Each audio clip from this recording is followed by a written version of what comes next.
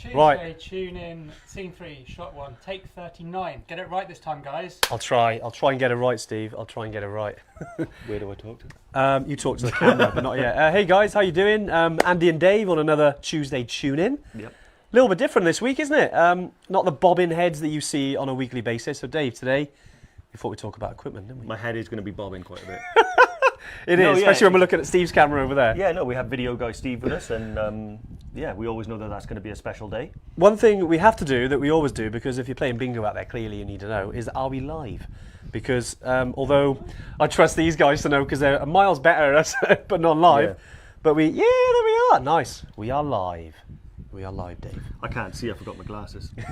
Looking good, looking good. So yeah, we're from the Evertrek HQ today, and we thought, especially after our training weekend a couple of weeks ago, where we had a little bit of a session around equipment. It's something we do on every training weekend, and we've got a little video for you guys today. We'll drop that in about halfway, so make sure you stick around for that. It's a really good video of the weekend that we did. You hear from some Evertrekkers. Yep. A little bit of, obviously ignore the Welsh weather. I mean, that's what it's like on a training weekend. But yeah, so we came up with the idea of doing a little bit about equipment. So we thought we'd pack as if we're kind of literally going to Kilimanjaro or Everest Base Camp or even Mount Toubkal. So Dave's got his bag down there. We couldn't fit two on the table, could we? On the table, no. I mean, I have to have the fan here. It's warm in here. It's very warm today. Warm. I mean, it's typical that after the training weekend, we filmed it in the rain. I know. And then the very next day when Steve had left, beautiful sunshine. It was, Steve. Glorious sunshine. So yeah, it's a bit different because it's a bit weird because we've packed like we're going. And obviously we can't travel very far at the moment, unfortunately. But right, we're going to go through it. We're going to look at, say, different types of boots. We're also going to look at different the layers, the 3 layers. So we've got base layers, you've got the mid layer, and then you've got the down jackets. We'll also talk about waterproofs, and maybe how to clean it and waterproof it as well. And then we've got bits and bobs that kind of come into it, So the kind of main bits that we use, Dave. The main dulls that. The main dull boutans that we always pack, obviously, if you've ever heard of us or watched one of these before. But right, Dave, where should we start? I reckon we start at the bottom. Of the kit? Of the kit bag. Wow, this is going to get messy very quickly. We'll start at the bottom and work our way up. I see. Okay, Should we start with boots? Well, let's open this bad boy up. Because obviously everyone's got their markers ready, so we're going to need to get it ready at some point. Okay. Well, tell you what, you've got some boots there. Let's bring those in, Dave. So these are the 3 of my pairs of boots. Yeah. The different ones that I obviously use, and for the purposes of authenticity, I haven't actually cleaned them or anything like that. I've left all the grass. Since training weekend? Since training weekend, yeah. So hopefully we can see these in shot. But what I'll do, I'll put them on your bag. So that's the Maindel Bhutan. It's a good boot, that. It's okay, that, isn't it? And the one thing I should say... smells a bit. Mate, that smells of success. One of the things I should talk about inside those as well, but I can't actually get it out, is the insoles. These are the Gore-Tex North Face Hedgehog mids, so they've been to base camp as well. Oh, that's so good. Sorry, that fan, mate, is going to be needed. We have to steal that from time to time. And these ones, we have a lot of questions about people that want to know if they can use barefoot ones. Yeah. And a sock in there. And these are the Vibro barefoot. See, they're quite... There's mixed feelings on that, right? Because there's not too much protection on the boot. Yeah, honestly, I don't like them. They're good boots, but... Right, there we go then. Yeah. Yeah. It's one of those things where I think you've got to work up if you're going to do a hike, big hike, a multi-day hike in these. I've done one, I think it was either the Horseshoe Ridge or one of those types of walks with these on, and my feet were killing me at the end of the day. Yeah. So I think that's because I hadn't actually worked my way up to go in on something like that. But they're very flexible. I mean, you think, look at that. So that's obviously... So it'd be interesting to hear, like, especially people on the live today, it'd be great to see. Do comment as well. I know it's a bit weird because we can't really see all the comments today because we're literally watching it like you are. But yeah, let us know who's around. It'd be good to know on here. I can see already that Ramona, Leah, Bry, Jane, even Evertrek's on here. Oh, great. It's always good to see Evertrek. Rebecca, you're on here. Alan, all the usual Evertrekkers. Great to see all you on. If you've used those boots before, it'd be interesting. Post your comments. Just a little bit about how you found them, because personally I haven't used those barefoot ones before. But I know clearly some people do use them. Yeah. Let us know. How you're getting on with them. I know if you've been part of the Evertrekker community for a while now, you're probably going to be using, or at least I see a lot of on, especially the training weekends. I saw all the boots. People are on the treks. obviously, ones like these are kind of mainstays, really, aren't they, of the trekking community? Scarpas, you know, the classics. But it'd be interesting to hear about barefoot, wouldn't it? Yeah, exactly. I mean, to be honest, I wanted to like them because I really like the idea of strengthening your feet and not having any soreness. So Rebecca has put them in the bin. Put them in the bin, yeah. We got a bin? No, because honestly, do you know what they are? Someone will like them, They're Rebecca. festival boots. Okay. Nice. So Festival boots, these ones have been to base camp. So these are the North Face Hedgehogs. They're a Gore-Tex material. They've got some leather, some synthetic on them. Yeah. This is the Meindl Bhutan. You can see the difference already. They're both classed as mid boots, but one of them is definitely significantly heavier, isn't it? Much higher. Yeah, nice. You just saw how I could bend. That's really stiff. Yeah. Inside as well is the, hold your nose, the Superfeet Trailblazer. I can't smell it. It's those guys over there. You are. So yeah, it's got quite a hard bottom, but honestly, it's not so much to do with the cushioning. All the cushioning comes from the sole of the boot. The Vibram sole. So this is it's really revolutionised like how well I train and how well I hike. And so I literally use the Meindls. Have we got more? Sorry, I just wrote it was Joel Palmer saying that the plants behind are dying with the smell of those boots. Yeah, I think we got a couple of casualties already. But I'll be honest, do you know what they smell like? Genuinely, they smell like wax because I re-waxed them for the training smells weekend. like experience, mate. That's yeah. So honestly, that is my all-time favourite boot at the moment. These have done Killy twice, Killy once, base camp twice. These ones I've been to base camp in. They're perfectly good for things like base camp. They're a bit more flexible again than the Meindl. Yeah. But in terms of just outright comfort and how my feet feel, I definitely prefer those. I'm going to pull these. Pull these out the bag. You're going to take it up a notch now. Yeah, take it up a notch because, you know, for Mick, who I hope's on the live. I haven't seen your name pop, Mick. Definitely drop us if you're in here, and anyone else that's doing any, high altitude climbing with us. So that could be Island Peak, Mera Peak. If you're looking at Aconcagua, I wish that would come unstuck. I'll try and get off now. There we go. Yeah. So these are actually really good. They're Scarpa. I think it's called Shamo. So that's CHAMOZ. Really, really good boots for any winter mountaineering that you're going to do, especially in the UK. You know, if you're in Scotland, North Wales. If you're doing Tŵp Cal in winter, potentially these could be really good. Yeah. I'd say probably not. Because we haven't got all the boots today, but just before it spark a conversation about it, is that I'd probably go a little bit. You could probably get away with these on Island Peak or Mera Peak, Tŵp Cal in winter. If you're looking at Aconcagua, I'd probably say you need to step it up a little bit because you're going to almost 7,000 meters.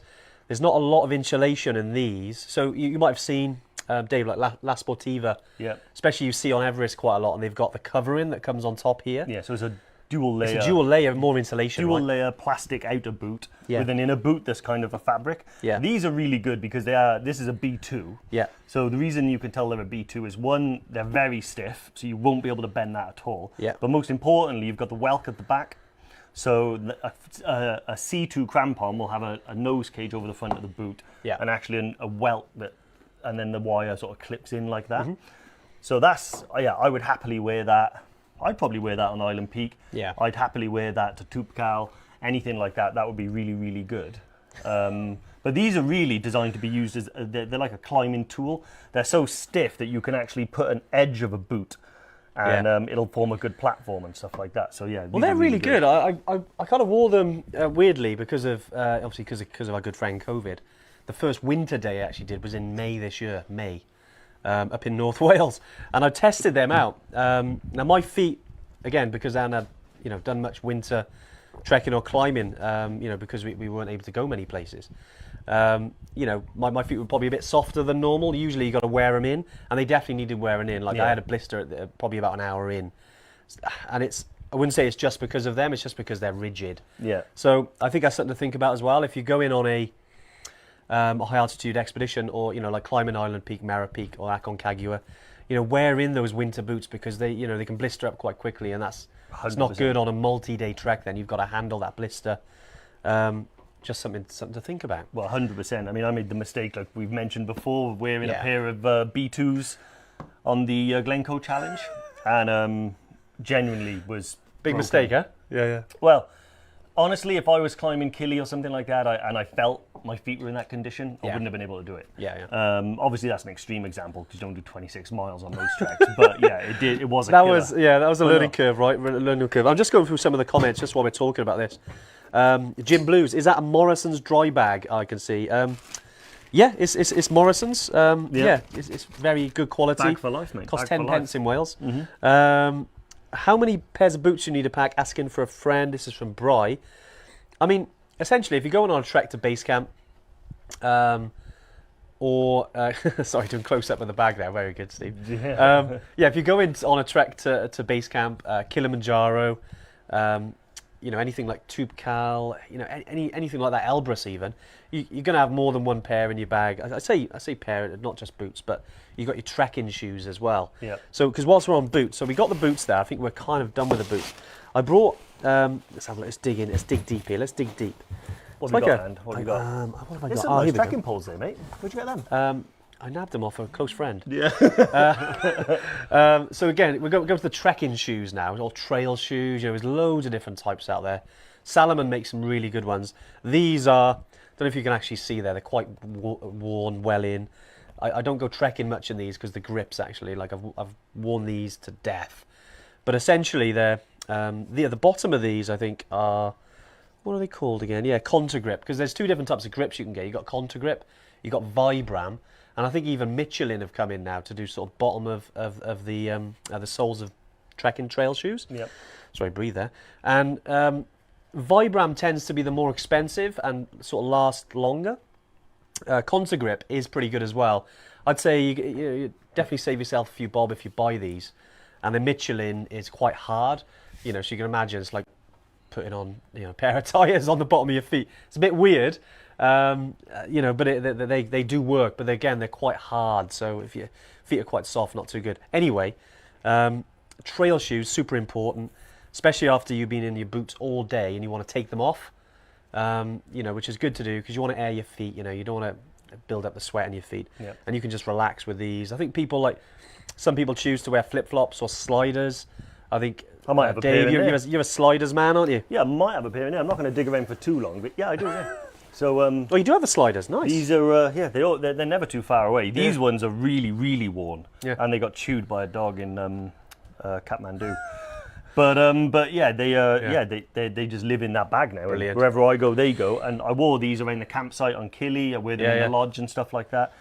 Perfectly comfortable. The main reason I bought these over flip-flops is you put them on the floor by your bed, wake up in the night, you've got socks on. You don't want to have to put your boots on Somewhere to to go to the go. toilet. Toilet, yeah. So you slide those in and then you can walk pretty safe. Honestly, Okay. it's something really simple, but Yeah. that's why I think the value in doing stuff like this is obviously we're going to talk Yeah. about things like sleeping bags, down jackets and raincoats and things like that. Yeah. But it's often those little tips that you learn from multiple experiences Yeah. and multiple trips that then we can pass on to everyone else so they can take them on their first trip. Yeah. You know, and it does make a big difference. Yeah, 100%. I'm just going, again, just go for the comments. Great to see lots of people on today as well, which is really good. Yeah, Tina, bloody hell, have you got a director on site today? Yes, we have, Tina. Yes, Steve, the video guy. We've got, Steve, the video guy, and Zach as well. Zach, the video boy. The team are over there. Video boy. Terrible. Yeah, well, it's like Radioactive Man and Fallout Boy, isn't it? So just to kind of finish off the feet, if you like. So yeah, you got your boots, you got your trail shoes. Some people do choose to not even wear boots and they just do trail shoes. Now personally, and I think Dave, you're probably the same as me. You prefer the extra level of protection that you get with a boot. I do, Ramona. You know, I prefer the boots; they're much better than trail shoes. Ramona, going to base camp, who's definitely on the comments, I can see. I think she probably got away with it and she said, "Don't tell me off." But yeah, she's worn trail shoes, and I've seen loads of people with trail shoes on Everest base camp trip, even Killy. It's not wrong. But you can, just takes one little slip, right? So it's not wrong, and obviously if boots don't work for you, like use Ramona as an example of an Ever Trekker. Yeah. I went with Ramona to Brecon to buy a pair of boots. We bought a pair, they seemed fine, and the next day, again, noticed little niggles. Sometimes, you know, whether you're carrying an injury or the ergonomics of your own body are just weird. You just, not saying they are, Ramona, but you don't... But like Poor Ramona, she's getting it all today. But you just can't get on with boots. So does that mean you shouldn't go to Killy and you shouldn't go to ABC? No, use trail shoes and do the best you can with the trail shoes. Yeah, and 9 absolutely. times out of 10 they're fine. What I'm saying is that if you are able to wear boots, there are comfortable pairs out there that most people can get to fit. Yeah. And they do, it's marginal benefits, but those margins can be razor thin. So, you know, Andy, you rolled an ankle in Scotland one time. If that was to happen on the way to Gorikshep and you hurt your leg, You'd be gutted. You really would. Like, yeah. And So, yeah, that's you why just don't want to have that in the back of your mind, I think, because you roll an ankle and it's game over, and it's like, what happens if I did have that protection, Yeah. Just a bit of peace of mind, I think, and on a professional level, and hopefully, and everyone, we're all adults, we can all make our own decisions, but, our advice would be on any of our trips is to bring that and wear those boots. Yeah. Just because you're not taking any risks then, or at least minimising the risks to your body, because sometimes when you're enjoying the views, you forget about where you're placing your feet, and you can roll it, and I've done it walking the dog in a woodland, like literally 5 minutes from my house. It can happen anywhere. So we always suggest that, but obviously a little bit of a caveat, you guys obviously wear what you want. This is just a recommendation for us. I know Jerome will anyway. He's got just seen Jerome in the comments there. I've seen people on Kilimanjaro walking with their eyes closed. I don't know who that was. Yeah, I don't know who that was. But imagine tripping over something like that, so it can be easily done. And again, it's just about those little minor changes. Yeah. So I think, I don't know if I've got a pair. Merino wool socks are brilliant. Well, yeah, I was going to say, because I've packed quite a lot, literally, as if we're going. You have gone like pretty... Well, this is pretty epic. I mean, I did pack, this is off the back of the training weekend. I'm actually not sure if we got the socks. But yeah, when it comes to obviously insulating your feet whilst wearing a pair of boots, we're going to some cold temperatures here, especially if you're on a 6,000 metre peak or you're trekking in sort of the colder parts of the year. So say Everest Base Camp, you're trekking in maybe March or even November, maybe into December.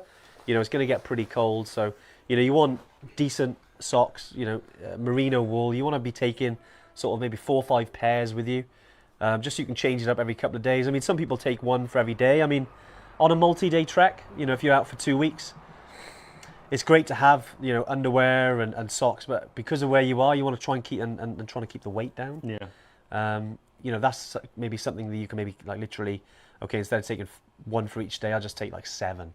And I know that's a bit weird to some people, but everyone's in the same boat. You're not going to be the only ones to smell. But if you get a good rotation going, so you have 7 pairs, you're on a 11-day trip. That's a new pair every day, and then on the 8th day you go back to day 1's pair, by which time they've had a chance to air out and stuff like that. And if you do buy the merino stuff, quite often it's like antimicrobial. It stays fresher for longer. This doesn't retain sort of horrible smells and things. So it just makes you feel like you're putting on something that's not completely disgusting. I would say cotton, leave it at home or in the bag, like any sort of normal cotton, boxers or whatever you buy that you'd wear day to day. Yeah, they get wet and they stay wet. And chafe as well. You can get chafing with cotton underwear. I mean, I've made the mistake myself going out and you get a bit. It's a wet day, and next thing you know, it's kind of cutting into your butts, and it's not good. Little wave for Andy McNaughton Jones. He's we're Cheer Point at mile 3 out of 9, raising money for, was it Lives versus Cancer? Give us a wave, we'll try and get your photo taken. Yep. I don't wave. As everyone's been asking about the Yeti, haven't they? Although I've been seeing some Yetis like this. What's this? Do it like this. So Dave Rimington said, what's the weight of that bag packed? So it'll have 2 weights. First weight, is when because me and Andy use these as suitcases, so everything. So the first weight, when it's completely packed with 100% of everything you take to base camp, could be 30 kilos. Yeah. This with a day pack, so that and the day pack, step away, it'll have to weigh 15 kilos or less. And it's really doable if you don't pack crazy. Yeah. And then obviously they don't weigh you, so any cameras and stuff, battery packs you have on you. Yeah. But the 2 together. Yeah. Nice. Moving up. Have you got trousers? We have got some trousers, yes. Did have some trousers, yes. Currently looking for trousers. Yes, we got some trousers, nice. Of course we have. I don't know how clean these are. But yeah, so these are some Montaigne, I think they're called Terra pants. Really good, quite lightweight. Yeah. You can get for sort of 40, 50 pounds. Really good. I mean, if you're going to Everest Base Camp. A sweet just fell out of your hand. Oh, nice, I'll have that in a minute. If you go into to base camp or, Annapurna, Toubkal, you can, I'm just thinking Machu Picchu. I mean, anywhere you're trekking, even, if you wear these in the UK, and I think, let's step back a little bit and talk about, we don't want to be sort of gear snobs here. Any equipment that you really use in the UK, you can use that on the trips. It doesn't have to be sort of specialised. I mean, some of it, caveat, some of it does need to be, good equipment because, for example, a down jacket, you don't want to having, like, I know there's 20, 30 pound down jackets out there, but they're that price for a reason. Whereas if you have one that's 100 quid or more, it works a bit better and you're not going to feel the cold. It's not going to impact you as much because you want to look after your core. Same goes for anything like this. You could probably get away with a cheap pair of trekking trousers. I remember the first time I went to base camp, which was in winter, and I just used a pair of crag hoppers. I think we got them for like 19 quid. Yeah. And they were fine. They did the job. But there's heaps of these out there, and you just got to go on to say Cotswold Outdoor, Go Outdoors, any outdoor shop, and you can get these and try them on, and you get some good prices. I stand by those. They're like sort of like you said, the everyday you're going to wear them. Yeah. I've bought a pair at the other end of the spectrum, really. So they're a bit thicker, aren't they? Yeah. So these are the ones that I actually wore to Summit Killy. Right. They're Rab Vaporize trousers. They're a technical trouser, but the reason why I really like these is, as you can see, they have a fleece lining combined with lots of pockets that allow ventilation and things like that. So they are really good for doing something like Killy, where it's going to be really cold on the way up and really warm on the way down. They're quite expensive. Yeah. So these cost about £90. But to be honest, they're the only pair that I own. I don't need more than one pair. And like Calapatar, Summit in Killy, lots of stuff like that. Yeah. These are really, really good. And also if you run cold and you like to stay warm, these are really good because, like I said, they're really kind of hard wearing, fleece line from the ankle to the hip, but with really clever vents that allow, it's like a miniature layering system all in one trousers. So yeah, these are really good. And they're like a shell material, so they're like wind stoppers as well. Nice. But yeah, really, really like these. Okay, great stuff. Something I was just looking around there we haven't got, because on some of the trips, you do get a little bit of rain. And people are asking on the training weekend around, what about taking sort of waterproof trousers, say to Everest Base Camp or even on Killy, Machu Picchu, Toubkal, some of the other trips. And they are very light. I'd say on Everest Base Camp, the 5 times I've been to Everest Base Camp, I think I've used them twice, and that was on the last day, so it didn't really matter. On Killy, you might use them a bit more because, especially if you go in and say February, March, maybe sort of mid-year as well, you might get a bit of rain. I mean, rain can happen anytime. Especially on the lower slopes of Killy, you might get some rain. You see a lot of the porters and things, they got ponchos on. A little bit sweaty for me, and I know a lot of people do have them, and they serve a purpose. But yeah, if you've got some sort of waterproof bottoms, it's not going to hurt if you take them, but if you want to do save weight, you can do. I think on Killy, I'd say take some on Killy. You don't necessarily have to take them on Everest Base Camp, would be my advice. Yeah, I mean, and of course you can get combined, like Paramo. Paramo, they're waterproof, if you've got the budget everyday trousers. Yeah. But yeah, I have a pair of Burghouse over trousers that you just throw on. They're actually in the van.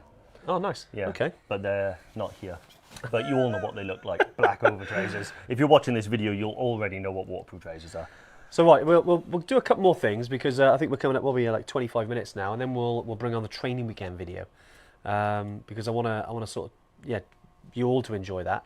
Right. So what have we done? So yeah, we've gone through the boots, shoes, trousers. Should we start talking about the upper layers? So if you're looking at sort of some base layers or mid layers, so if you're looking at we've got some base layers here. You got some base layers, Dave? I got the two different types that I use. Yeah. Which one have you got there? You got the Rab's quite nice, isn't it? I got the Montaigne. So this is the Rab. This is a lightweight one. Yeah. So that is that the Al pull-on or the non-hoodie version? I can't remember the name of it now, but it's like, I don't know if you can see it here, but it's like practically see-through. Yeah. So this is really good for like the hot weathers. I always like the ones with the zip down the front as well for added ventilation. Nice. Me too. I generally prefer that. But I know there's ones out there, like for instance, this hasn't got a zip at the front. But again, in winter conditions, you probably need this one. Probably perform better than a zip. Yeah. So merino wool, you've got. This is a merino one. You've even got some made out of bamboo now, which are really good. You've also not a bit stiff. It's very thin. Yeah. And you've also got like an icebreaker as well, which I know is quite expensive base layer, but they're really good. Yeah. I know we've got a couple of icebreakers we use ourselves, only in cold conditions, because they do insulate really well. Yeah. But base layer is a really important part of the layering system. Like, essentially if you're walking, the first thing you kind of hike in is your base layer. Then if you get a bit colder, you can put on your mid layer fleece. And if you get colder again, you can put on a jacket, and that could be your waterproof jacket. Some people like to hike in that, or even your down jacket. Although, I don't know about anyone on the live in terms of hiking in down jackets. I don't really recommend it because you do build up sweat, but there's times where it's so cold that you'll have to hike in down jackets, you know? Yeah. On Killy's like that in the summit, wasn't it? Handful of times, yeah. Yeah. But most of the time, I think if you've got your layering right, it should never really come down to one item of clothing. So you shouldn't be, you know, you should have the base layer on. If you know it's cold, that's going to be an insulative one. Then you've got the mid layer. Andy, have you got a couple of mid layers? Because I have, I got some mid layers. I got a couple of, so this is the Montane Viper hoodie. So I think this is one of our branded ones. No, this isn't actually. So yeah, this is the Montane Viper hoodie. Really good mid layer. I kind of wouldn't wear it on too cold conditions, but great for base camp, great for Killy, great for some of the South American trips. Just easy to chuck on. You've then got, I think this is a North Face. I forgot the name of it, but it's basically you've got the thickness. There's like levels, isn't it, with North Face sort of the fleeces, if you like. I think they go up to like 300. You got 100, 200, and 300.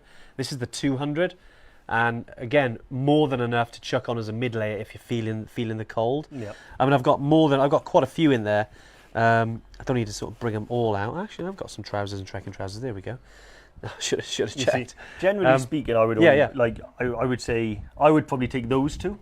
Yeah, it's a good mix, isn't it? Probably wouldn't need. I really love this one. Yeah. This is probably one of my favourites because it's got the technical hood. So if you are wearing like a Gore-Tex jacket and you've got your hood up, it can be deafening. You know, particularly if it's loud noise, the rustling. If you have that against your ears, it just makes a big difference. And then so they're like kind of a mid-layer fleece, and then you've got kind of what we'd say is called like a wind stopper. You may have heard of them. Now this obviously does what it says on the tin. It's keeps the wind off you, which is probably a bit more than those two. So although those two are really good just to insulate, on its own, might not be the best. So for instance, if you've got a base layer and it does get quite windy, you can put a wind stopper on, which does really help. And then on top of that, which is the third layer, which would be the down jackets. Dave, you got your? I've got the Beast. Oh, you got the Beast. Wow, it's big, isn't it? This is the Patagonia. I've taken this to base camp and to Killy. Yeah, definitely Killy. And this is the Patagonia, I think it's called the hoodie. Hoodie, isn't it? Yeah, Patagonia hoodie down jacket. Really good. I'd say great for Killy, base camp, Troopcal in winter. Maybe Island Peak, I'd probably go more like this, which is mountain equipment light. Is it called the light line? The light line. The light line, yeah. So this is a big old heavy unit. I'm not going to try it on because I'll die. It's warm in here today. But this, this one already is like quite a lofty jacket. I summited with this on Killy. Yeah. It's got some sort of like fleece lining on it as well. Like I've never been in a situation where I probably needed more than that. Yeah. So for instance, I would happily wear that, with some other stuff up to Island Peak, Mera Peak, something like that. Potentially, given how cold it could be, you could even wear that in Aconcagua. Like not many people wear like the summit suits and stuff like that. But that's a really good jacket. The reason why I love this jacket though as well is because for some reason it's always on offer. It's like quite a good deal to find. It's good, isn't it? I know. Cotswold Outdoor tends to have a good deal. But there are some jackets like down jackets that are 6,000 meter down jackets, which people recommend. But you don't necessarily need a 6,000 meter down jacket to climb, say, Island Peak, because those things are like £600-700. They could. If you've got it, use it. Go for it. But you don't necessarily need it. Right? Yeah, exactly. Yeah, nice. Right, I know we're flying through this now. We got a couple more things, and then we'll definitely, because I think we're about halfway through, and we'll go into like the bags and things like that as well, because we got some day. Obviously, we got the duffel bags. We've also got some day packs as well. Okay, so we've got down jackets, waterproofs. Almost forgot about the trusty waterproof. I know we've got a couple here, Dave. Yeah, awesome, which is good because mine. That's okay. So this, when it's treated, it needs a good treatment. This is the Rab Firewall. Really good jacket. I'd say in terms of ratio from expense to quality, this is actually really good. So it's not the best you can get, but then it's also not that expensive either. You're talking like 140 quid for one of these. Obviously, if you're going through Cotswold, you get your little bit of discount from us as well. yeah, so really, really good, really quality. Again, not quite up to, say, this standard, which is, so I'll put that down. So this is the Berghaus Extreme 8000. I mean, this, I don't know if you can hear that. It's quite a noisy jacket, but it's for a reason. It's because it's quite thick. But the Gore-Tex is Gore-Tex Pro, so it's really good for wicking. Really, like, I would say this is kind of the bomb-proof level. You may have heard us chat the last couple of weeks around, was it the Mountain Equipment Lotus jacket, you know, similar, very similar sort of feel to it. Then you've got the flip side, which would be the Paramo jackets, which are meant to get wet, right? Yeah, well, but they keep you dry, yeah, which so is weird. These ones, you'll notice the difference immediately when you wear it. The water beads on top, you'll have lots of little tiny water drops. Yeah, yeah. And if you see that on your jacket, you should be able to go like that and they'll fall off, and that's how you know it's proof. What have you got to do? Like that, is it? Yeah. Yeah. The Paramo will look like it's soaked through. Love it. But it's a different type of science behind it, so it just stays Nice. right. Where are we up to now? We're up to, I'll tell you what, we're talking a little bit about the head. The head? Yeah, the head and the neck, because a big part of, obviously, so we've gone with a lot of layers here, a lot of equipment. Basically looking after your core, and a lot where you lose, here we go, and as if by magic. You need to look after your core, so you need to protect here, this kind of area, and obviously your head, because you lose a lot of heat for your head. Normal. So, yeah, you've got, Dave, what have you got there? You got the buffs. So... where's the Evertrek buffs? Yeah, I haven't got one. I haven't got one. So, but what that's all right. Go for it. So just yeah. Steve, is it possible for you to like superimpose an Evertrek one over this? Right now. Yeah, right now. Yeah. Well, the prayer flags during are quite live nice. TV. Just don't watch it. Yeah. So so looking after your head and stuff like that. So generally speaking, I'll have at least 2 buffs with me all the time. Yeah. One of them will be this one. I've had this one 12 years. Yeah. As you can see, it's got like the polar stuff like that on it. This is the polar buff. Yeah, because it has a little bit of a fleece lining, Yeah, right? so this Not has just a fleece the buff. lining. Yeah, yeah. A lot of people, weirdly, right, I put this on back to front. So you put it on that way, you know, so it goes over your head. I actually put that bit on first. Yeah. So the fleece is up around your neck. Nice. Nice, Okay. nice. So Interesting. it's really nice. Then you've got this one, which is one I bought in Nampshire. It's just a National Geographic prayer flag one. Thought it looked pretty cool. And the pièce de résistance is... Bucket hat, yeah? Yeah, very popular if your name's Dave. That he really likes wearing these. I prefer a cap myself. But but it you know what? I say that, it does the job, then it protects you. Yeah, but look how cool I look. You're looking warm, Dave. You're looking warm. Yeah, I'm seriously warm. Seriously warm. But yeah, so there's that there, which I always bring one because, and people laugh. Yeah. Right up until the point where, do you know, I've had to give one of these away because an Evertracker was like sunburned on the back of his neck, the sun was in his eyes, and he was laughing at me at the beginning of the trip, and at the end he's like, can I borrow your hat? So, yeah. Okay, so you got that, right? You got also as well, you know, if it does get cold, then a hat or a sun hat won't do the job. Then you obviously got to have a decent beanie or woolly hat, or, you know, if you go out to Nepal, for instance, you see a lot of the ones, they got the kind of hang down bit here, and it's made out of yak wool. I got one of those, not here, I think it's back of the house, but absolutely brilliant. Also a great souvenir as well. But yeah, very important, guys, to look after this kind of area because you don't want to be getting any colds or, you know, bad cough. It's hard enough as it is. Yeah. You can imagine when you get a bit ill then, it makes it, you know, twice as hard.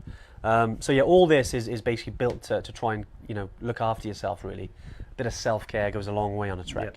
Yeah. And go on, Dave. Yeah. Sunglasses that I never ever leave without. So these are great. Shadies? These are the should have done a Men in Black then. Yeah.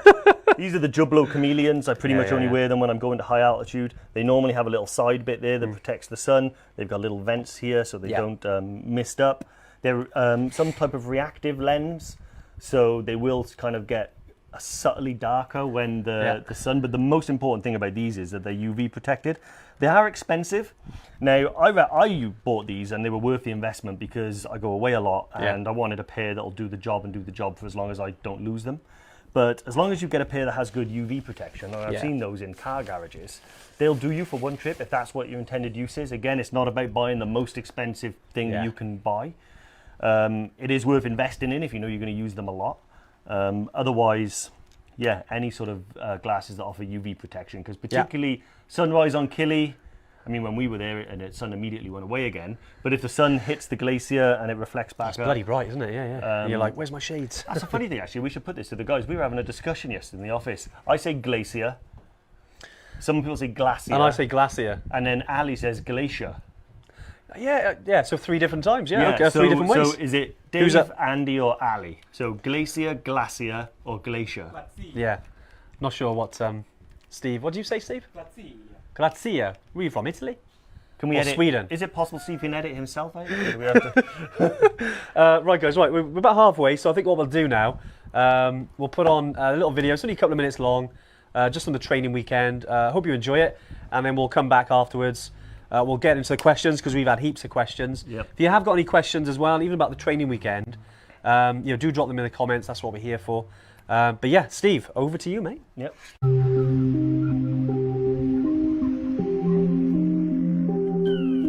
The training weekend's a really good opportunity to meet other like-minded people who are wanting to take part in the same type of activity. I.e., for us, it's going to Everest Base Camp, and also there's other people who have been on Evertrek trips on the weekends, so you get to talk to them about their experiences.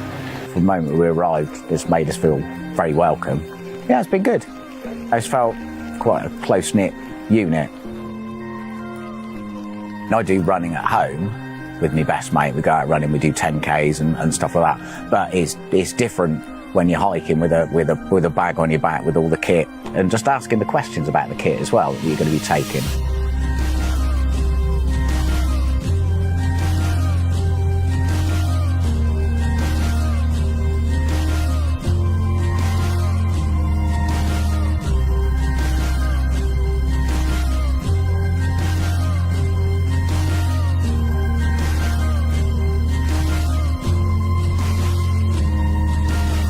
You can actually interact directly with the owner of the company. Well, there's very few companies where you can actually do that and where they treat you as a mate.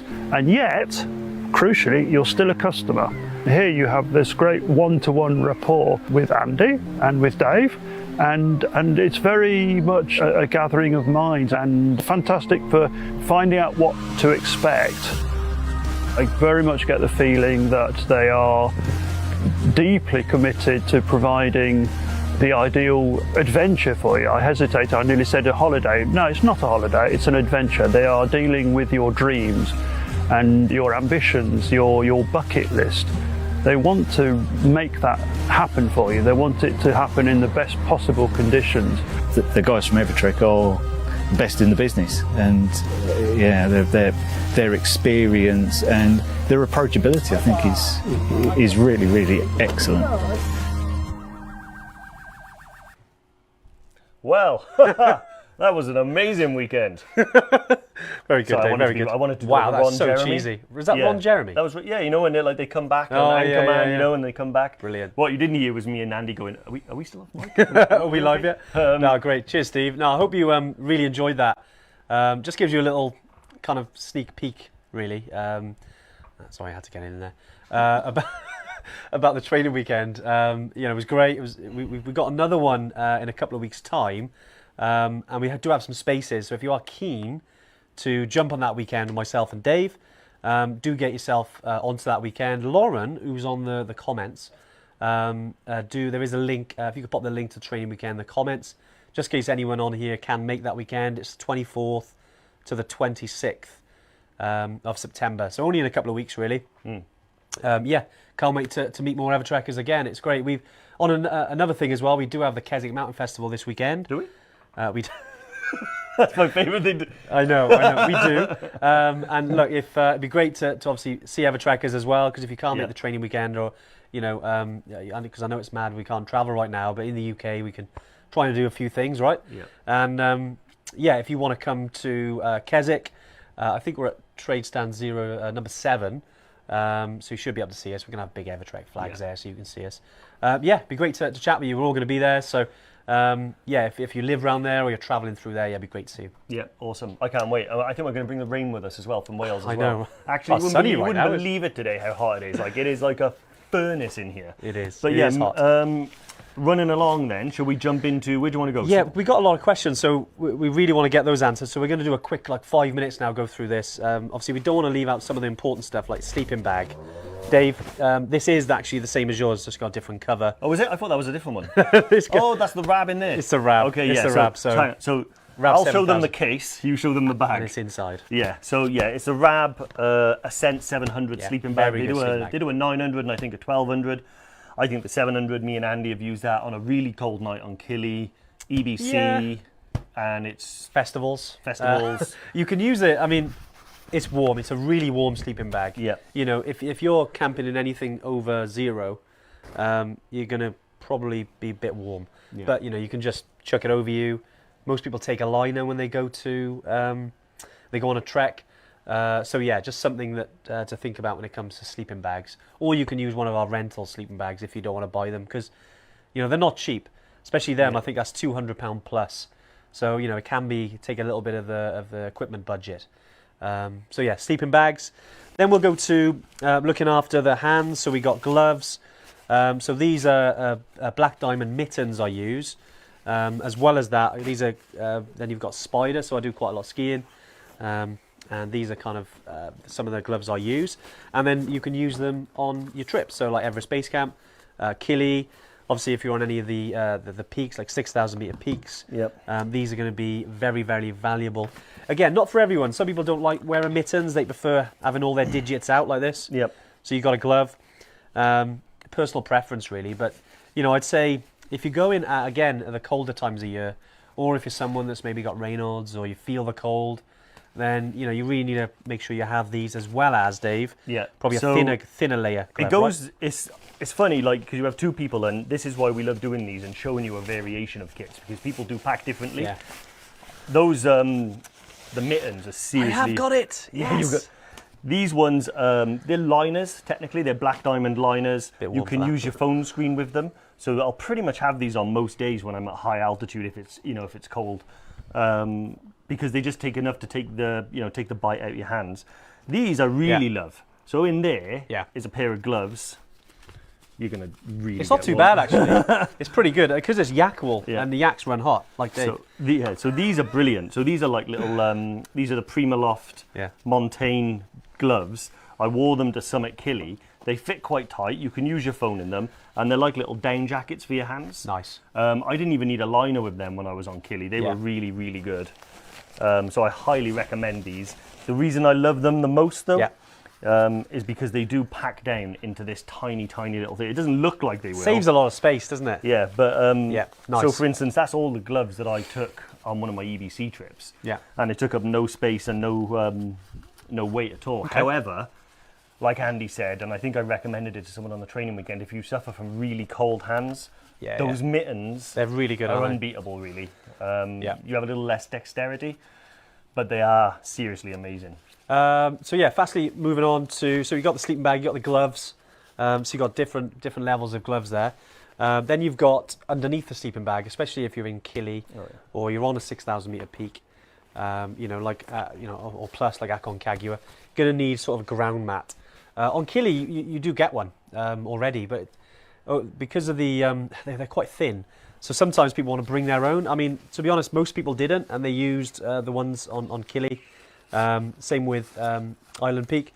But if you use these, I think they're called, is it Thermarest? Yours is made in equipment by the looks of it. No, that's just a little one. This is it? It's the Thermarest Oh cover. yeah, So this is the Thermarest. Yeah. NeoAir X Therm. It is a bit warm. NeoAir X Therm. Nice. Again, that weighs nothing. It weighs less than a bottle of Coke. Yeah. And it packs down really small into that. Yeah. And the amazing thing is that the technology that goes into it and how those little air pockets and stuff, they really do keep the cold So from your valuable. body. So, and that weighs like nothing. It's that big. Yeah. Put it in the bag. Job done. Right, Dave. Right, so we've gone. Okay, so on the head, let's talk a few of the bitty things, but we've got to talk bags first because I know I think a few questions are coming around bags. Your bags. The day pack. Now there's a lot of different makes out there. Osprey, Low Alpine, Deuter. There's loads. And it's personal preference. When you're talking about what size you need, if you're going to Everest Base Camp, anything from say 20 to 35 litre is going to be fine. Same with Killy. I mean, same with majority of the treks. I'd say if you go into Patagonia ice fields, because you're going to have to carry most of your gear, probably going to need a 65 up. More like a backpacker, if you like. just to carry a lot of your gear, because obviously you've got to carry most of it. Yeah, Dave, what bags you got there? You got low alpine. So you've got the this is the Osprey Talon 44. So that's a beast. But I always carry a bit more Yeah. than most. But just as an example, I mean, because some people do like to carry, you know, because you've got your water bladder as well. Whilst we're talking about bags, you can put something like this in, which is your little water bladder. I'll put that down. So essentially that goes in. If you've done any hiking in the UK, you've probably seen or used these already. But yeah, that basically sits in your bag. That comes out over your shoulder, and then every time you stop or whatever you need to drink, you can obviously drink. Yep. Just to, you know, hydration is super important at altitude, and you know, good to have on the go, as well as your water bowl. Yep. The other end of the spectrum, well, not the other end of the spectrum really, but I tend to carry a smaller bag than Andy. Yeah. So I like mine to be around 25 litres, that sort of thing. These are the two main ones that I use. This one was my Kilimanjaro one. Yeah. This is the Osprey Stratos 26 litre. 3 litres of that 26 are actually water bladder space. Yeah. Find that's really good. Another bag that I really like, and I've used this on EBC a few times, is my my Low Alpine Air Zone Z Duo. Yeah. This is really good. I love Low Alpines because they always have these little hooks here that you can put the trekking poles into. One thing I really, the bags that I tend to look for, so you can buy Low Alpines, Yeah. and they have like the string attachments here. Now, that's generally more of a technical backpack that people use for climbing, so they can store their helmet and stuff. Yeah. When you're talking about trekking, if you look, there was generally backpacks that are designed for that purpose, and rather than having the string, because you don't need to carry a helmet, they have these handy little pouches and stuff like that, so you can stuff stuff in. And it's a little difference between the trekking backpacks and the climbing backpacks. I see a lot of the ones with the strings. I actually own one.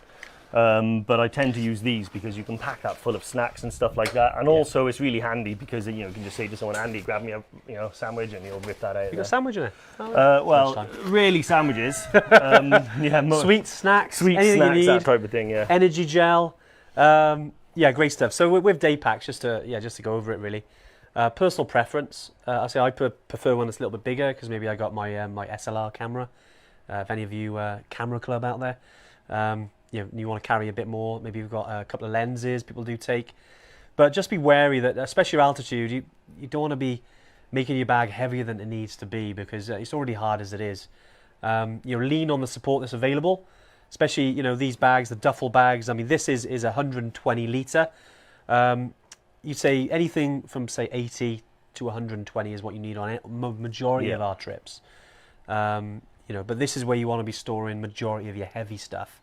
And then, the day pack is just stuff that you need. It does what it says on the tin for the day.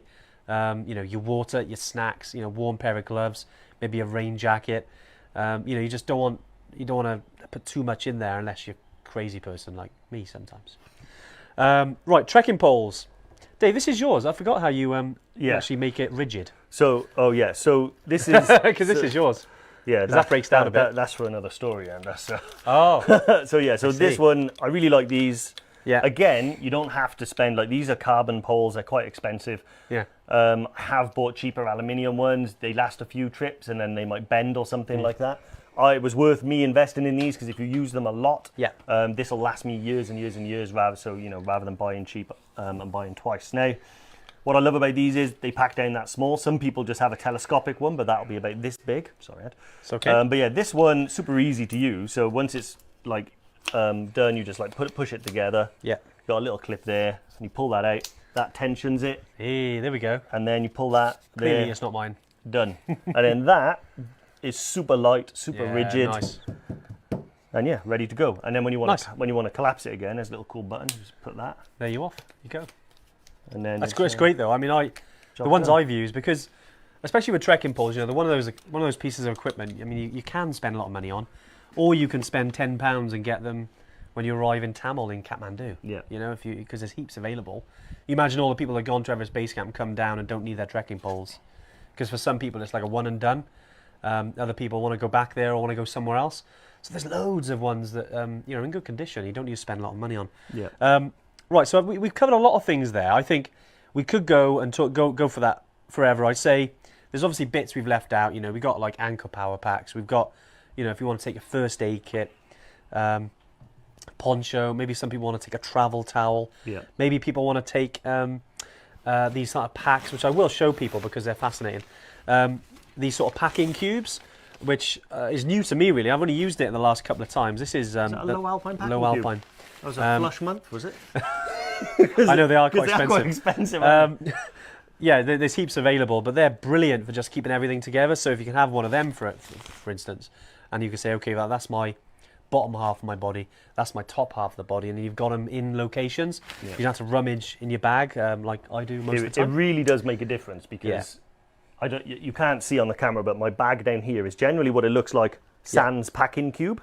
But when you've got the packing cubes, you literally just go in and take out what you want and zip it up. It was actually a friend of ours, Tom, who had them. Yeah, great idea. And he opened up his bag, and it was so organised that it freaked me out a little bit. And He I was, like, he's on it with the packing. And and that was on EBC with him. And then as soon as I got home, I was like, that's revolutionised my my packing now. And now I don't have to take out what I don't need. Yeah. And you don't end up with that colossal mess down there. But I mean, any questions about anything specific that I've showed you? I mean, one thing I didn't show was this gilet. That's pretty good to have. Power banks. I've got a little travel weigh-in kit for weighing your bag. Yeah, there's a lot of stuff, the nitty bitty bits you can put in. Don't forget if you want the full list, do basically download the trekking equipment guide. Lauren, I think if you can pop the link in the comments, it's kind of like a general trekking equipment list. It's quite comprehensive. There's a lot on there. If you want the more exact lists for your specific trip, then do drop us a message. Yeah. And we can do it. But right, let's get into the questions because Yep. I know normally it's usually all Q&A. We want a little bit different today, but we hope it's been really useful. Just going through that and chatting about equipment, and obviously the training weekend as well. But Dave, right, let's get on to the questions. So Lauren sent us one. She sent me this last week, and it's Will Murray, for right? next week. Yeah, Will Murray. Yeah, So nice. Will Murray, how's it going, Will? Hey, Will. I did the EBC trip back in 2019, helicoptered back to Kathmandu with AMS. Are you likely to get it again if you tried EBC?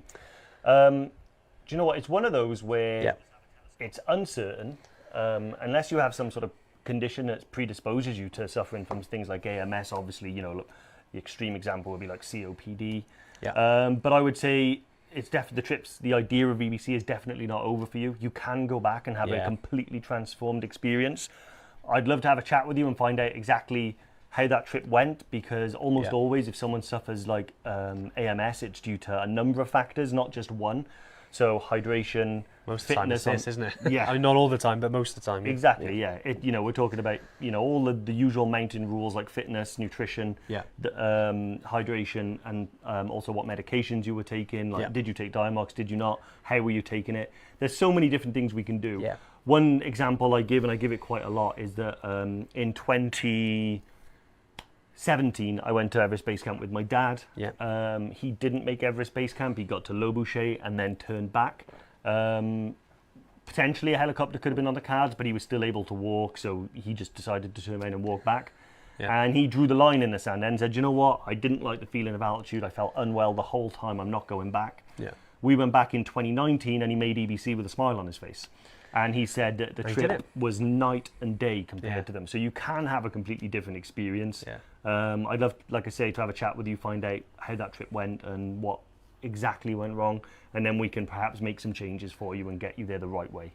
Yeah, exactly. I mean, we in a way, we kind of like these stories. And Will, I know there's a lot of Evertrekkers who are on the live now. I know some of them have been or have had things happen to them. Some of them are altitude. Which is not nice, and then they're still planning on going to another trip, or they've gone back and then proved that they can actually do it. Because Dave's right, there's always, just because acclimatization is the same every time essentially, isn't it, Dave? And you've got to go through the same acclimatization process. So it's when you're doing that. Sorry, I'm trying to make you laugh. You are, yeah.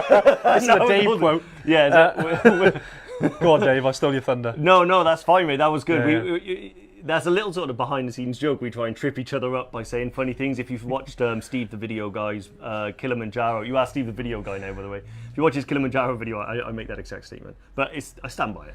Well, I suppose what I mean about it is that every time you go to altitude is different, because you've got to acclimatise. Yeah. And that just because then you've suffered once doesn't mean you're going to suffer the next time. Yeah. And it's the vice versa. Just because you've been okay once, don't become you know, what's the word? Complacent. Yeah, and you know, not do the things, then the simple things you did the first time. Yeah. Because that'll put you in good stead then, and do the same things. Almost like having systems. Okay, drink enough water each day, go at a good pace, listen to my guide, try and have a good mindset and enjoy it, instead of letting those negative vibes creep in, because it can get you down and start worrying about the nitty gritty things. Yeah. And it's like the training before you go. You know, if you don't do the training, you can still get to EBC. Yeah. Just But makes if it you a lot do the- easier, doesn't it? Yeah, if you do the training, it just makes it so much easier to Definitely. get there. Right, yeah, Andy, Ring of Fire. He's got high altitude boots, Scarpa Phantom 8000s. Wow. Offer and fitted, probably overkill. I'd say, you know what, Andy, yeah, I think we're talking about, obviously, in Ecuador. The volcanoes there certainly will, I mean, these will be fine. I'd say overkill, but then, I mean, obviously, it's up to you. You can have heaps of boots, but I think they'd work out fine, because you're still at high altitude. It's still cold on these peaks. Yeah.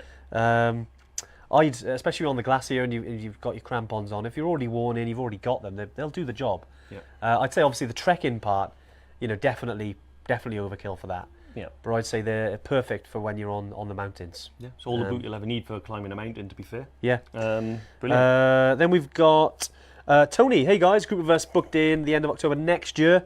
EBC trek. Will I need to bring water purification tablets? So, Tony, no, you won't need to bring them. So we used to, when we first started, use water purification, and also as well, historically, you know, we'd buy bottled water at high altitude. A couple of years ago now, we started using water filters. So basically, it purifies the water instead of putting chlorine in it. Really good. It means you don't have to buy any bottled water. You don't have to drink the chlorinated water, which tastes a bit crap and can give you heartburn. But 100% you won't need them now, and it obviously save you a few bob, because you don't need to buy any bottled water.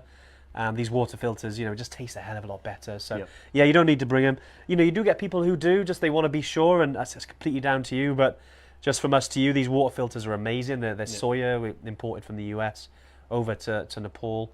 We should say soya's the make, right? Soya's the make. They're not soya the. It's not soya beans. No, yeah? no. So, yeah. SAW, like Tom Sawyer. Yeah. That's the kind of spelling. Yeah, so you won't need them, mate, for your group. Can't wait to have you with us finally. Awesome. Joel. Joel, do you recommend a rucksack waterproof cover for EBC trip in October? Yeah. To be honest, most rucksacks that you're going to buy, like the ones we've showed today, have a waterproof cover inside. Yeah. If you've lost it, I lost one of mine. There are hundreds of them in Kathmandu. And when you're walking through Lukla at the very beginning, the street is lined with trekking shops, and you'll see hundreds of them. So yes, I definitely recommend bringing one. It's one of those things where I wouldn't understand the logic of leaving it, because it doesn't weigh anything, it doesn't take up any space in your bag, and you'd rather have it if you need it, you know. And if you don't need it, who cares? It doesn't take any space. So yeah, always do that. And anything like that, you know, that's really small and doesn't weigh anything, and you're wondering about, just bring it for the peace of mind. And sometimes you'll need it, sometimes you don't. But if you've got it, you don't worry. And it's all about you know, not worrying. Yeah, okay, guys. Just going through some questions. Everyone asking about, obviously, Leah. How's the knee? Same as last week. Although actually, you've done pretty well the last week, I'd say. Yeah, no, pretty well. Yeah, stuff, so it's a little bit stiff, but that's because of the physio at the moment. But yeah, no. So I've started doing some weighted exercises, some all under the careful eye of my physiotherapist. But no, some weighted exercises to build up the muscle and stuff like that. So no, it's coming along really well. Nice. I reckon 2 months and I'll be riding my mountain bike again. 2 months you'll be trekking up Tubcal, right? I will be trekking up Tubcal, actually. Yeah. 2 months and I'll be trekking up 2 Tubcal. months. 2 months. Trekking Roughly up, 2 months. Yeah, trekking up Tubcal and rolling down. That's my plan. Jerome, people might have spotted him on the training weekend video. Yeah, lovely, great interview, Jerome. Hi Yetis, is there such thing as a totally waterproof boot? Good question, and there's a lot out there that are really good. I'd say, you know, wellies and waders would be like the completely waterproof, but you sweat. Or rain boots for American friends. Boots for American friends, yeah. Not sure what they're called in Oz. But yeah, but you do get some really good quality ones. Like, again, we sound like a broken record. Meindl Boutans are really good from that point of view. Right. I've seen the Scarpa, what are they called? Evo GTX. I know what you're on about. They're really good. Again, quite leathery boot. But again, water moisture can seep in on any of the boots.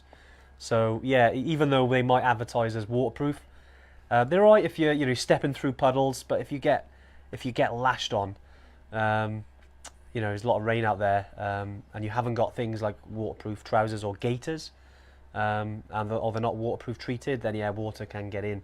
Similar to the training weekend, mate. You know, it's very much, you know, gaiters are good in wet weather, just because they take the edge off and they can provide, you know, like maybe a 3 or 4 hour stopgap between. So if it's raining for less than that, you'd be all right, because it's the gaiters that soak up that, not your boots. Yeah, just something to think about. Good question, though. Awesome. So Jerome has said, surely several pairs of boots will eat into your 15 kilo weight limit. Yes, they will. Yeah. But, you know, if you're trekking, you only need 1 pair and you're wearing them. So that doesn't take any 15 kilos. If you go into Island Peak and you've brought 2 pairs, wear the heaviest. You know, or even like hide the other pair around your person or something. But it does, but unfortunately 15 kilos, it's weird. A lot of people assume that 15 kilos is not very much in order to go trekking with, when actually it's more than enough. Yeah. You know, it's stricter when you go to the Everest region because of the Lukla flight. With the other regions, it's less strict because there isn't an internal flight. But I promise you, it can be done. You know, so I've gone to EBC multiple times, and I can get both that and my day pack fully packed under 15 kilos. And I've bought, you know, loads of stuff and been perfectly fine. Nice. So yeah, I know we're going over an hour now, but we want to get these some of these questions answered. So, you know, thanks for sticking with us today, guys. Yeah. Just he's right about the boots. What's the weight of that bag packed? So normally this would be more than 15 kgs. You know, just to be transparent with you guys. If you're in Nepal, say you can sometimes get away with that in terms of you know, you pay. I think it's less. It's about £1 a kilo sometimes you can take onto the plane. But it's just to be aware that, you know, if there's a lot of people with heavy bags, they might leave 1 or 2 and they'll come on the next plane. Just be conscious that just because one plane can land doesn't mean the next one can, because of the weather. Yeah. So sometimes the bag might have to catch you up. We've had some people, like, for 2 or 3 days waiting for their bag to catch them up, which, you know, eventually it does. Yeah. But yeah, just something to think about. On Kili as well, you know, aim for around the 15 kgs. They do get weighed, just because it's a good target. But as Dave said earlier, a bit of sneaky things. You can carry them. You can, you know, if you want to take some of your heavy stuff out and just have it there, you can, you know, you hold it. They don't weigh it. But also think of your porter's back. Think as well. of it, yeah. You know, like he's got to carry that bag. So yeah, but you know, 15k is a guideline, but it can be done. You know, like any time that someone's had a bag and they've said, Dave, I'm struggling. My bag's 25 kilos. I've looked in there. Do you really need 5 bags of Haribos? You know, do you really need 6 fleeces? No, I'm joking. You know, yeah. There's always something. There's always stuff in there. Like, you know, you've got 62 base layers in there. You know, you don't need them. You know, so there's always little things you can be. Just be strict with yourself, but try not go without is the aim. And then, you know, sometimes I weigh my bag and it's 18 kilos, and I look at it and I'm like, where is this extra 3 kilos? And it's you mad, can isn't fix it? Rachel Kempson, you said, what brand are those? But I didn't catch that in real time, so I have no idea what you're referring to. So ask Lauren. That's all right. Yeah. I think ones like that we can skip over. I think Mark Van Rossum, hey Marky V, do you recommend waterproof over trousers or pure waterproof trousers? I'd say I quite like the over trousers, just because they do the job, but they don't just do. You know, you've also got something underneath. So for me, again, personal choice. I think the ones that say they're waterproof and are trekking trousers, they'll still get wet. You know, they won't be fully waterproof. Whereas the waterproof over trousers tend to perform better. Just from what I've seen, Dave, would you go for that? Yeah, I generally think the over trousers are better, because the ones that are like a full waterproof trouser, they're obviously not as lightweight and as breathable as a normal pair of trekking trousers. Yeah. And you don't know if it's going to rain all the time. So wearing them every day is a bit overkill. Some people are fine with it. Personally, I think the over trousers, again, it's one of those things where they can roll up to about this big. They don't weigh anything. So throw them in the pack and forget about them. If it rains, whip them out and wear them. Whip them out. Yeah, exactly. The trousers. The trousers. Joel has asked, down or synthetic? I know, I'm guessing we were talking about jackets at that time. Yeah, and again, it comes down to personal preference. You know, depending on, you know, obviously, if you don't mind wearing, you know, down, or if you want, you know, make a choice to wear synthetic, I'd say over the years, just, I mean, all the data points towards that down performs better under cold weather. But obviously, appreciate that if you want to wear synthetic, they are getting a lot better these days. Like that Patagonia one I showed you earlier, is synthetic, whereas the light line you've got is down, right? It's a down jacket, yeah. So the down jacket they tend to be more insulative at the moment, but there are there's a lot of really good synthetic jackets as well. I think it depends on your reasoning for one or the other. Obviously, there's a lot of people that have maybe they may be vegan and they're trying to avoid things like that. So I would agree that a better solution that doesn't involve any type of animal product would be ideal. But I got to balance that up with the performance needs of the jacket. Yep. So, but Patagonia, I think Mountain Equipment do some as well. There are some other really good brands. Columbia, I think, do. Columbia, yeah, really good. They do some stuff as well. So there's plenty of good options out there. Yeah.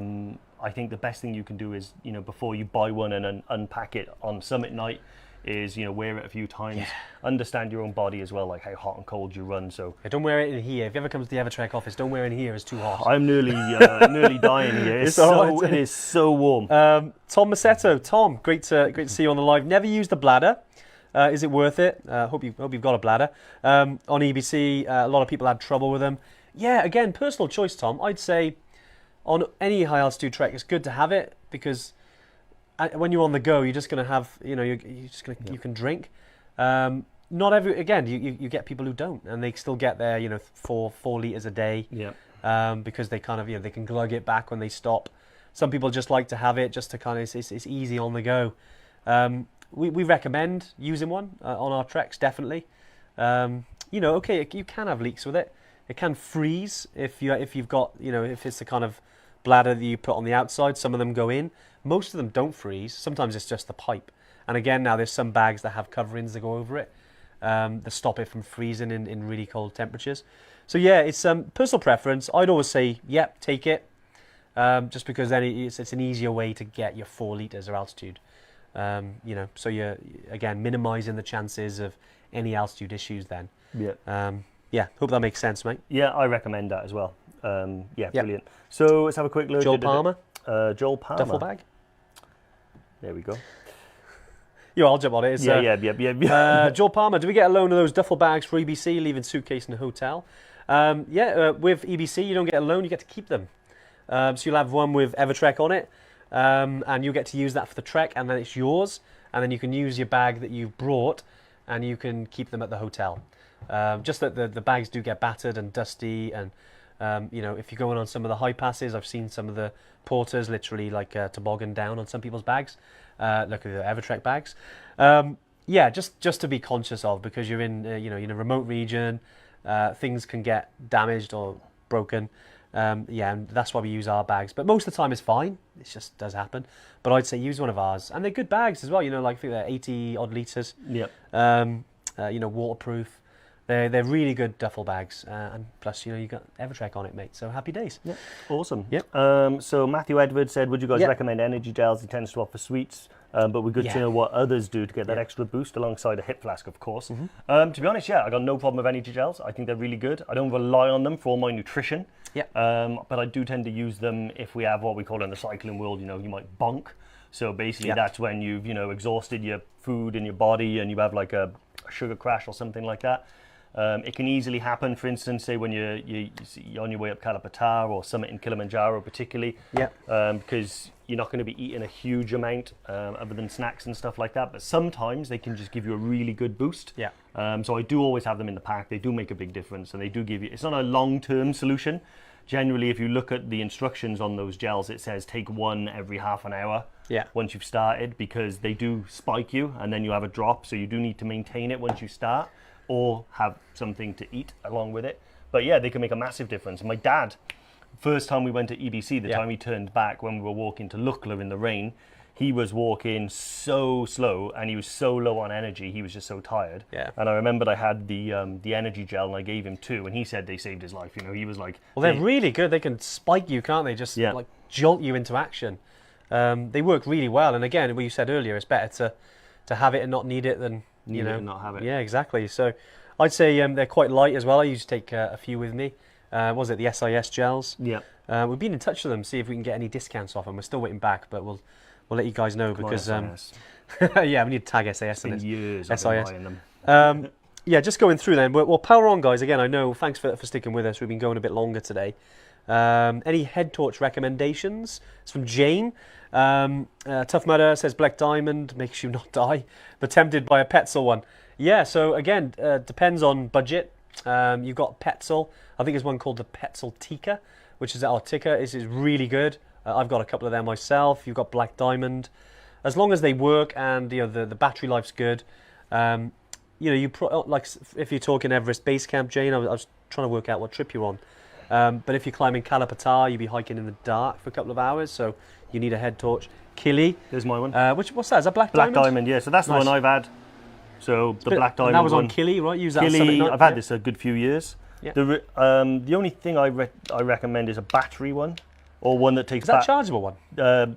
You can put rechargeable batteries in Nice. it. Yeah, but yeah, if you only have one that's some, I bought a Petzl that was only a USB one, Yeah. and I didn't realise when I ordered it online, and obviously that's not great if you haven't got a power supply. So just having that and some spare batteries, that's really good. Petzl, really good. If it illuminates the floor in front of you, it's doing its job.